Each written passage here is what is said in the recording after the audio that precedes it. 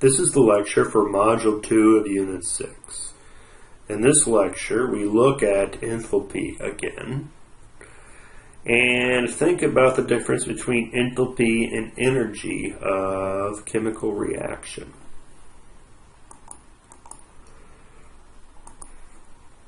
Alright, let's review or define what enthalpy is and think about its relationship to energy and heat.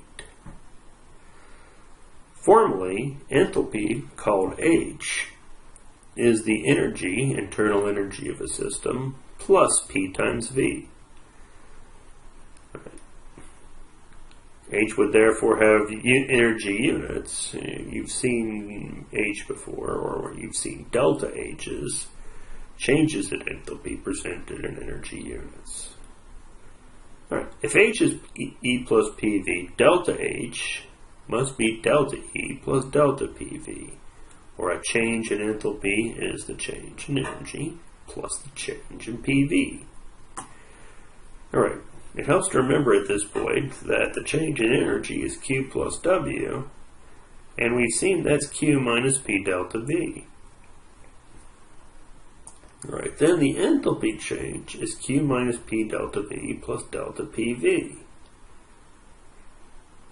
If PV is constant, and I might as well write out the word, then you can show that the change in PV is P delta V, and the enthalpy change is Q minus P delta V plus P delta V, and that's Q. Alright, so this illustrates or shows that at constant pressure, delta H equals Q. So if you want to know heat evolved at constant pressure,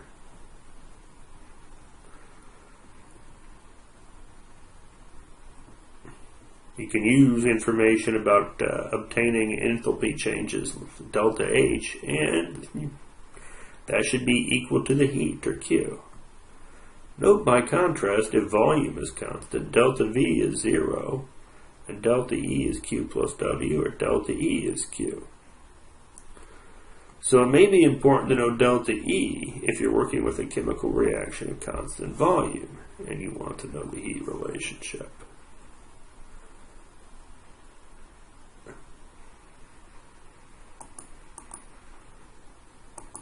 For chemical reactions, there's a straightforward approximate relation to relate delta H and delta E. For a given reaction at constant temperature and pressure, delta H is delta E plus delta PV, and we've seen that that is P delta V. That will be equal to, or approximately equal to, delta E plus delta N RT. Now what is this? At constant pressure, delta H is Q. Alright, so we're assuming constant pressure. Delta E is Q plus W. Okay, that's always true. Okay, so delta H must equal delta E minus W. Oh, at constant pressure. Oh, okay. So this delta nRT thing must be negative W. T will be constant, that's just temperature, and we all know what R is. N is moles of something. Why is delta nRT negative W? Alright, for solids and liquids, in general in chemical reactions, volume changes are relatively small, particularly compared to energy changes of reaction. Since delta V is 0, then at constant temperature and pressure, delta H is pretty similar to, or pretty much equivalent to delta E. By contrast, production or consumption of gases produce significant volume change. Alright, so here we need to think about delta V. Negative P delta V at constant pressure we've seen is equal to negative delta PV at constant pressure. And if what we're talking about is gases, the change in PV is the same as the change in nRT by the ideal gas law.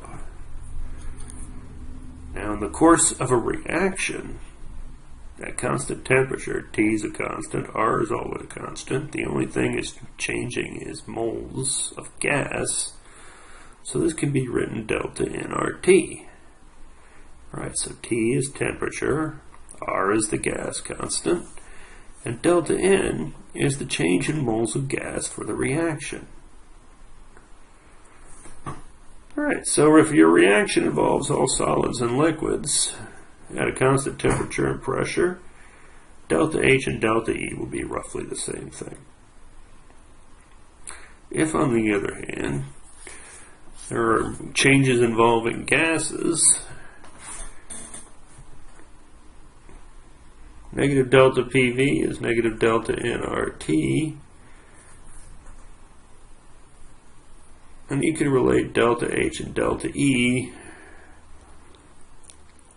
by this equation. Delta H equals delta E plus delta nRT.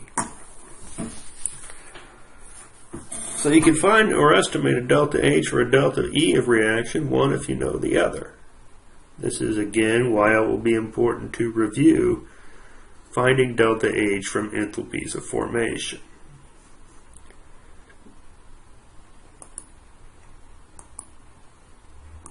Alright, let's look at a couple exercises.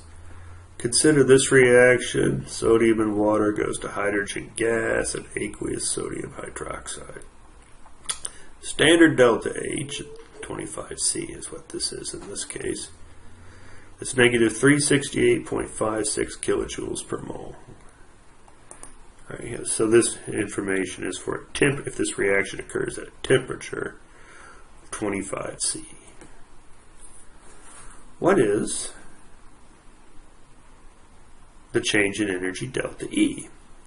Alright, you should attempt this before continuing with the presentation.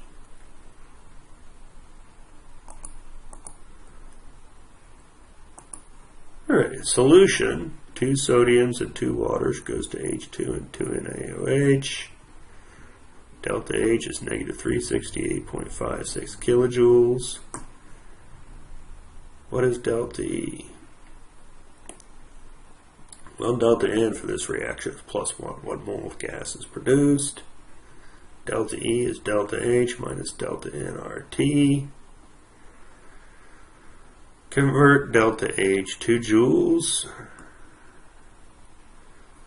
And subtract delta nRT.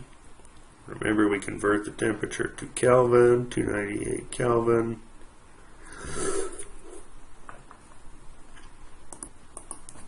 I should point out that this arithmetic produces an answer in joules per mole, which you can then convert to kilojoules per mole. Alright, notice another take-home lesson is that even though delta H and delta E are this time different,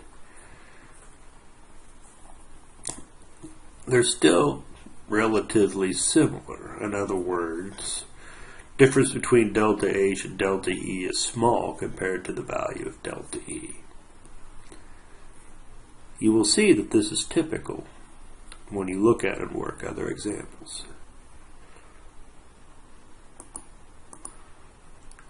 Alright, let's consider this reaction, combustion of C2H2.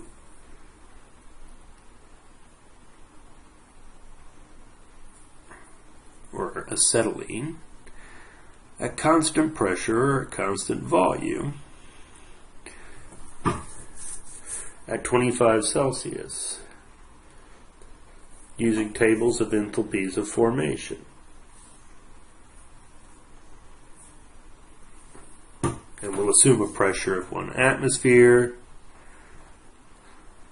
You should use online data for enthalpy of formation. You may be provided a link or a PDF file for this purpose.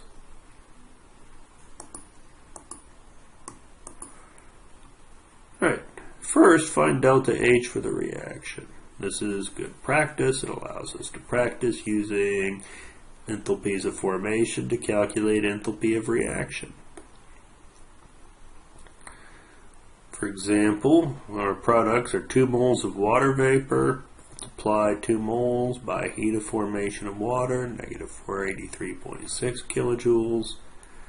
Likewise, 4 moles of carbon dioxide times the heat of formation of carbon dioxide is negative 1574 kilojoules. Total for the products, when all the enthalpies of formation are taken together, is negative 2058 kilojoules. For the reactants, remember oxygen is an element and it's free or standard, and that this means its enthalpy of formation is 0. There are 2 moles of C2H2. The enthalpy of formation of positive 226.75 kilojoules per mole, so that produces 453.5 kilojoules. Now the enthalpy for the reaction is products minus reactants. So negative 2058 minus 453 is negative 2,512 kilojoules. What we have here is delta H for the reaction, which will correspond to heat at constant pressure. Alright, now we convert delta H to delta E. Delta H is delta E plus delta PV. Assuming that all the volume changes are due to changes in the amount of gas in the course of reaction, delta H is delta E plus delta PV, or delta E plus delta nRT. That gives delta H is delta E plus delta nRT, or delta E is delta H minus delta nRT. We use the equation delta E is delta H minus delta nRT. There are 6 moles of product gas in this reaction and 7 moles of reactant gas. So the change in moles is negative 1. Now I have stated we assume, or we have information from a temperature of 25 C or 298 K. And this means that we take negative 25,112 kilojoules, subtract negative 1 times RT, negative 1 mole times RT. Note the joules value of R is used. This produced negative 25,112 kilojoules plus 2480 kilojoules, or negative 2512 plus 2.48 equals negative 2510 kilojoules. Right, so 2 kilojoules less heat, a constant volume and versus constant pressure.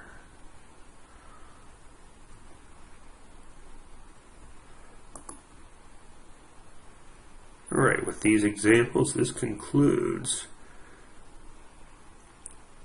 the lecture for Module 2 of Unit 6.